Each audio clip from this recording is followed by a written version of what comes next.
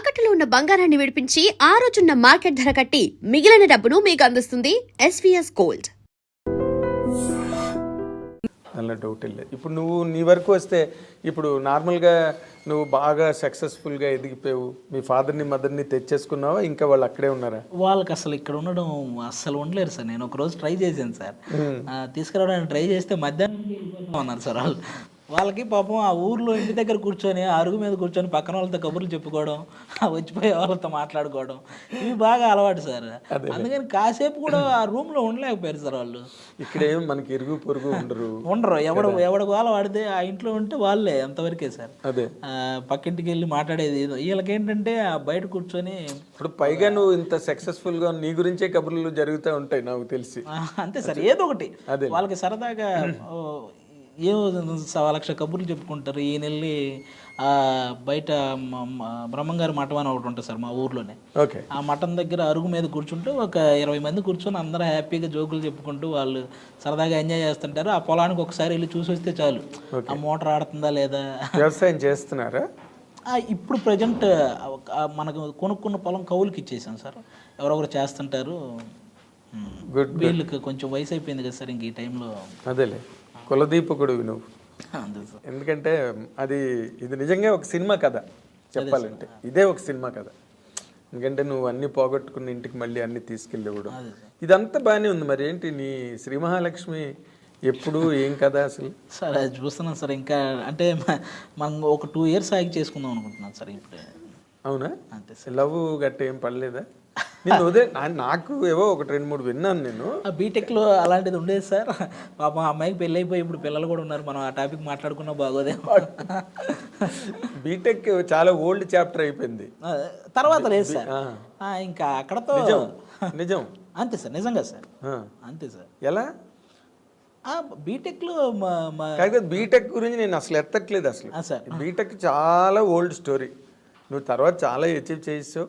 జీవితం చాలా మలుపులు తిరిగిపోయింది. అదే సార్, చాలా సమున్నత స్థాయికి వచ్చావు.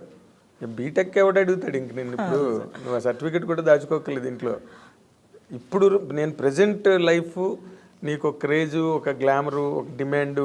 మ్యాక్సిమం వాటి జోలికి వెళ్ళలేదు సార్. అందుకే కొంచెం ఈ వేలో కొంచెం సక్సెస్ అయ్యానేమో అనుకుంటున్నాను సార్. 100% అయ్యావు, కెరీర్లో అయ్యావు. మరి వాటికి కూడా దూరంగా ఉంటున్నాను, ప్రేమలు పెళ్ళిళ్ళకి అంటే. ప్రేమలకైతే దూరంగా ఉన్నాను సార్, అంతే. పెళ్ళికి కాదు.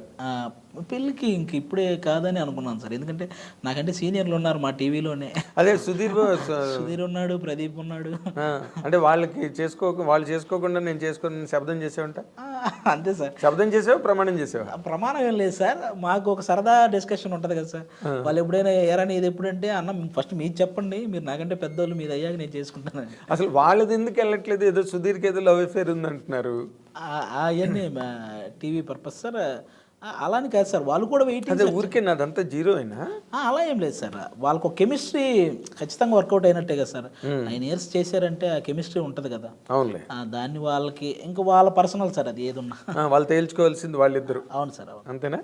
అవును. సో ఇప్పుడు వాళ్ళు అయిపోగానే నువ్వు లైన్లో ఉన్నానంటావు. అంతే సార్. ఇది అసలు ఏంటి కండిషను? అసలు మీ ఇంట్లో వాళ్ళు ఒప్పుకుంటున్నారా నిన్ను? ఇంకా నేను నా పనిలో ఉన్నాను కదా సార్. ఇంకా వాళ్ళు నన్ను నా అంతకు నేను చెప్పే వరకు పాపం వాళ్ళు కూడా ఏమీ అడగరు సార్. అదే లాక్ చేసేవాళ్ళని. అంతే సార్. అసలు నార్మల్గా నువ్వు ఒక మాట చెప్పు. ఈ సినిమా ఇండస్ట్రీలో సెలబ్రిటీస్ అయిన వాళ్ళ మ్యారేజెస్ 2 రకాలుగా ఉంటాయి. అదే సార్. ఒకటి మన సుధీర్ లాగా ఇండస్ట్రీలో ఉన్న వాళ్ళే కొలీగ్స్, వర్క్ షేర్ చేసుకున్న వాళ్ళు ఒకటి. రెండోది ఇక్కడ ఉన్నప్పటికీ కూడా పేరెంట్స్ చూసి ఏదో సంప్రదాయాలు, కులం, నక్షత్రం, జాతకం ఇవన్నీ ఉంటాయి కదా ఒక సైడ్. ఈ రెండిట్లో దేనికి నువ్వు మొగ్గు చూపిస్తావు? పేరెంట్స్కి సార్. ఎందుకంటే వాళ్ళకి పాపం అది బాగా నచ్చిన అంశం సార్. అది పెళ్ళి, ఒక అమ్మాయిని చూసి మా వాడికి ఇచ్చి పెళ్లి చేయాలనేది వాళ్ళు ఇంట్రెస్టింగ్గా చేసే ఒక ఎంజాయ్ చేసేది, వాళ్ళు బాగా ఎంజాయ్ చేసే పని సార్. దాన్ని వాళ్ళకి వదిలేస్తే బెటర్ అని నా ఫీలింగ్స్. అంతేనా? అంతే సార్. Great, really great. ఎందుకంటే నువ్వు ఉన్న ఈ రకమైన షో వరల్డ్లో బోల్డ్ టెంప్టేషన్స్ ఉంటాయి. నువ్వు ఎంత చెప్పినా, ఎంత కాదన్నా, ఎంత సుధీర్ ప్రదీప్ మీద తోసేసినా కంపల్సరీ అనిపించేవి అనిపిస్తూనే ఉంటాయి సార్. అది అనిపించకుండా మాత్రం ఉండవు సార్. వాటిని మనం ఎలా కంట్రోల్ చేసుకుంటున్నాం కానీ నీకు అనిపించకుండా ఉంటే నువ్వు ఇమీడియట్గా డాక్టర్ దగ్గరికి వెళ్ళాలి. అంతే అంతే ఖచ్చితంగా అనిపిస్తాయి సార్. మనం వాటిని ఎలా కంట్రోల్ చేసుకుంటున్నాం అన్నదే ప్రశ్న సార్ ఇక్కడ. అంతేలే. ఇప్పుడు ఎవరిని చూసి అలా అనిపిస్తుంది నీకు ఇప్పుడు? కాదు సుధీ, అది ఇప్పుడు సార్ నాకు అమ్మాయి అంటే చాలా ఇది సార్ అన్నది ఏమి లేదా? ఉంటుంది ఇంట్రెస్ట్, అడుగుతాయో జరగదు తర్వాత విషయం. అలా ఏం లేదు సార్. మనకి ఒక్కొక్కరు ఒక్కో టైంలో ఒక్కో హీరోయిన్ ఒక్కొక్కరు వచ్చినప్పుడు ఒక్కొక్కరిని మనం ఇష్టపడుతుంటాం కదా సార్. అలాగే ఇవన్నీ పాసింగ్ క్లౌడ్స్ లాగా. అదేలే, రామ్ గోపాల్ వర్మ గారు మన కూడా చెప్తుంటాడు కదా నాకు శ్రీదేవి అని. స్టిల్ అప్పలరాజు సినిమా ఓపెనింగ్ లో చెప్పాడు ఆయన. అవును సార్. అసలు నేను చాలా అప్సెట్ అయిపోయిన బోని కబుర్ చేసుకోగానే. ఆయన ఎప్పుడు ఆయన అడ్మైర్ చేస్తాడు శ్రీదేవి గారిని. అదే, అలాగే అందరికీ ఎవరో ఒక రక మ్యాట్ని ఐడల్ ఉంటారు కదా హీరోయిన్స్ అంటేనే, మరి అది తమాషా. కానీ నువ్వు అలాంటి పరిస్థితుల్లో ఇంకా ప్రవరాఖీళ్ళలాగా నువ్వు నన్ను ముట్టుకోకన్నట్టుగా ఉండడం నిజంగా గ్రేట్. అదే సార్, ఈ ఇండస్ట్రీలో నీ ఏజ్కి నీకున్న గేజ్కి అంతే సార్, కంట్రోల్ అంతే. నార్మల్గా ఇప్పుడు నువ్వు పనిచేసే వరల్డ్లోనే మాట్లాడుకున్నావు. నువ్వు చాలామంది యాక్టర్స్తో పనిచేసావు. అవును సార్. అనసూయతో పనిచేసావు. అవును సార్. ఇంకెవరితో, రష్మితో చేసావు కదా. అవును సార్. వాళ్ళల్లో నువ్వు బెస్ట్ అని చెప్పాలంటే ఎవరిని చెప్పగలవు? అయ్యి బాబు, వాళ్ళిద్దరు పాపం ఇద్దరు బెస్టే సార్. స్టార్టింగ్ నుంచి జబర్దస్త్ని మోసుకుంటూ వస్తున్నారు సార్ వాళ్ళు. వాళ్ళు కూడా వన్ ఆఫ్ ద పిల్లర్ జబర్దస్త్కి. Anasuya, Rashmi compulsory sir. ఇద్దరే. అవునా? ఇద్దరికి సూపర్ టాలెంట్ ఉంది సార్. బట్ అందులో కూడా గ్రేట్స్ ఉంటాయి కదా.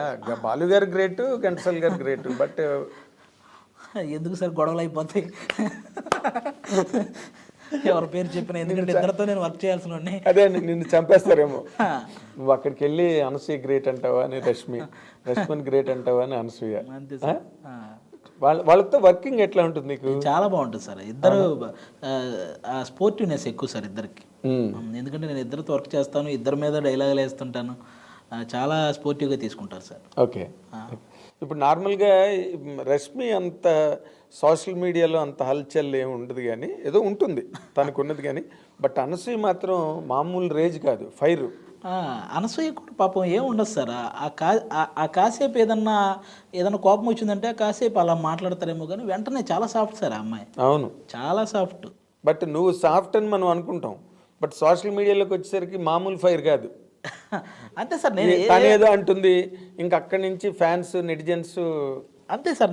నాకు తెలిసి ఆ అమ్మాయి ఏం చేసినా ఒకవేళ ఆ అమ్మాయి రైట్ అనుకుంటే ఆ టైంకి చేసేస్తుంది సార్. అందులో మరి వెనక ముందు ఆ అమ్మాయి రైట్ అనుకుంటే చేసేస్తుంది సార్ అందులో. అదేలే, తను మళ్ళీ అక్కడ ఉన్నప్పుడే చాలా సెన్సేషను. మన యాంకర్గా ఉన్నప్పుడే. ఇంకా రంగమ్మత్త అయిన తర్వాత రేంజ్ మారిపోయింది. కానీ బాగా చేసింది సార్ అమ్మాయి. రంగమత్తగా చాలా బాగా చేసింది. రీసెంట్గా పెద్ద కాపు సినిమా రిజల్ట్ ఎలా ఉన్నా కూడా ఆ అమ్మాయి క్యారెక్టర్ బాగానే ఉంటుంది సార్. అంటే డైరెక్టర్లు కూడా ఇప్పుడు తనకి ఒక క్యారెక్టర్ అని వాళ్ళు రాసుకుంటున్నారు. అదే అనసూయ కోసం. అవును సార్. ఆ స్పేస్ ఇస్తున్నారు. అవును సార్. తనకి చాలా గొప్ప విషయం. బాగా పర్ఫామ్ చేస్తుంది సార్.